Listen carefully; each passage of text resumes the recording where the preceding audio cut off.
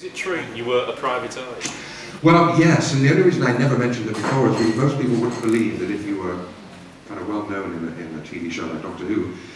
Yes, indeed, it was about 1970, just after I left Doctor Who, and I met a private investigator up at a place called Sunbury Golf Course, and I used to be a pretty good golfer.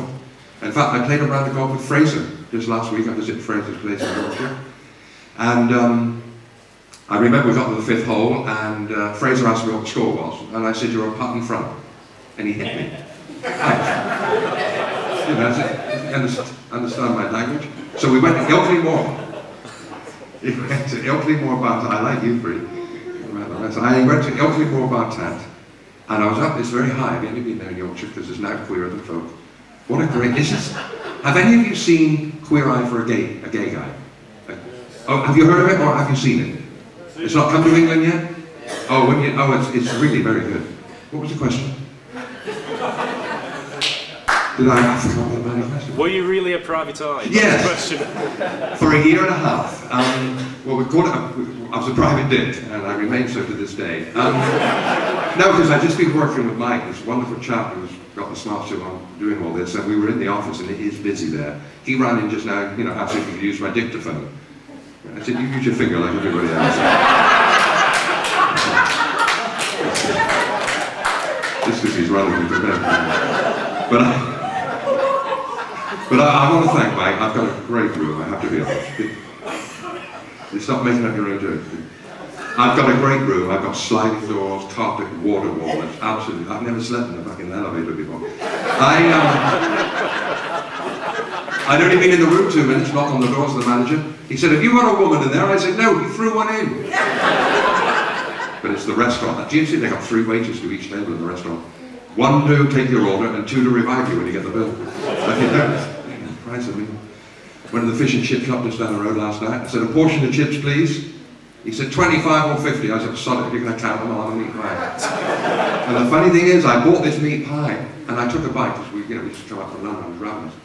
And there was a worm in it. And it's like, don't eat McDonald's, by the way, that is bleeding. You'll get cancer if you eat McDonald's.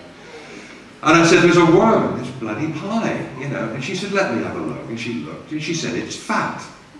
I said, "Well, it bloody should be, it's eating all the meat." And then she hit me. No, mind you, I'll tell you what, I must tell you, I had a proper German lager in the bar last night. Now that German lager is strong, I must be. After 2 pints, I want to march on Poland. You can't laugh. That bar is expensive though. I've never seen Worcester sauce on Optic before. Do you know, are there any children in here? I went into the toilet. Are there? Take them outside. No, I mean, because I love kids. I love kids. I mean, I couldn't eat a whole at once, but... Yeah. No, I do. I love kids. I mean, I used to go to school with them.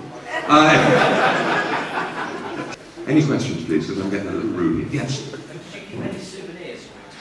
Do you know, I wish I had. The one I had kept for a while was that lovely blue jacket I had in the Demons, and the jeans. And I always regret, if you see the Demons, that bloody label, that little Levi label, really annoys me. I keep pulling it off the screen, and there's long silence. The only thing I kept was the miniature Yeti. Now, it was either for the Weber Field with Patrick and Fraser, I'm not sure which, but I've got the little model Yeti, which I've been offered £2,000 for. But like all of us, actually, because you know we make no money at Doctor Who. I was just talking to Fraser.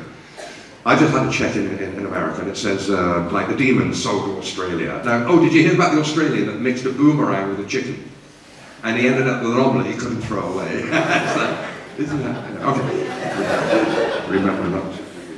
On the joke. And, yes. What was the question? God, my brain's going. Oh, it doesn't matter. Tell us what the Yetis.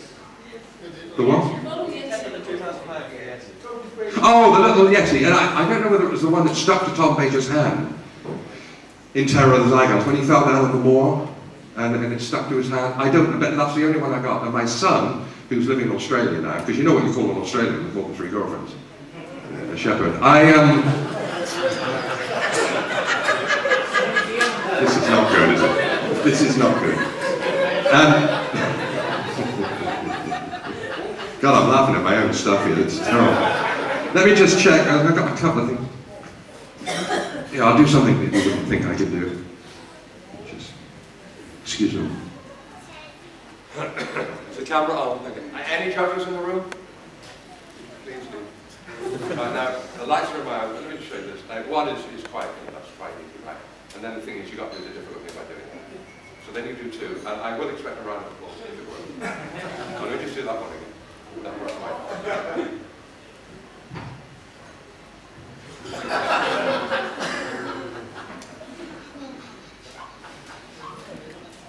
See, that's it. Thank you.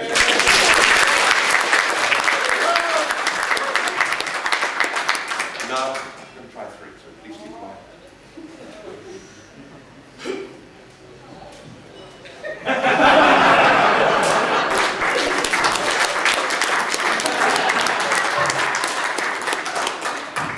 Okay. Yeah, I learned to juggle on the cruise lines. Took my wife on a cruise last year, and we're walking down the boat deck like you always do, romantically, and she said, you know, John, you remind me of the ocean. I thought my moment's come. I said, what do you mean, like wild and restless? She said, no, you make me sick. Better pick these ugly fries again. So, where did the third one go? Oh, bless your heart. Up and down like a horse knickers. I've got to clean my act up. This is all John Pertwee stuff, I'm telling you. Anyway, as I said, welcome to this disused aircraft hangar in the Grantham Hotel. So life is wonderful. It's lovely to see Sylvester McCoy's here. He is the real McCoy. And, of course, you've all got your favourite doctors, haven't you? Of course, my mother, I think the reason I'm in show business, my mother was in show business. She was a ventriloquist. And it's funny, because for 10 years, I thought it was the dog telling me to kill my father. You know what I mean? And then she tried to teach me to swim, and I hate water, I couldn't swim. And she said, son, when I was young, she said, my mum and dad took me out into the middle of the lake in a canoe, and they threw me over. You know, and I said, Mum, they weren't trying to teach you to swim. She's silly, she's got it all wrong. So any questions, please? I hope you're enjoying this. Yes, sir. What have you been doing for 15 years? I'm a producer now. I'm an executive producer. That's when you spell fuck with a PH.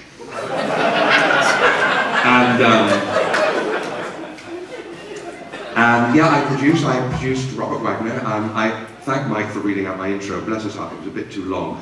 But I wanted you to know that I've been on the cruise liners and I've been producing. All that happened is, I had a terrible divorce back in whatever. I remember, and I knew I should never have married a woman. I can remember to this day, I got up to the altar, and I stood there, the vicar looked at me and he said, John, do you take this woman to be your lawful wedded wife? I paused, I looked him in the eye and I said, would you?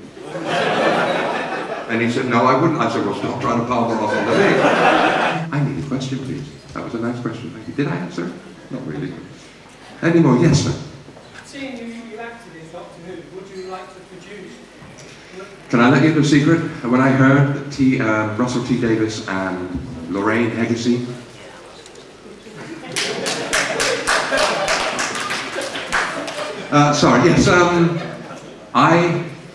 quite frankly, I didn't tell anybody before, but I wrote and asked if I could produce. Paul McGann went to the premiere of his movie, and it wasn't a big premiere. In fact, it was in a photo mat. It was a very quiet affair. But he was there, and he saw me across the room, and all the cameras were on him. And suddenly, I was the only living Doctor Who actor there, because most of them were passing away at quite a rate here.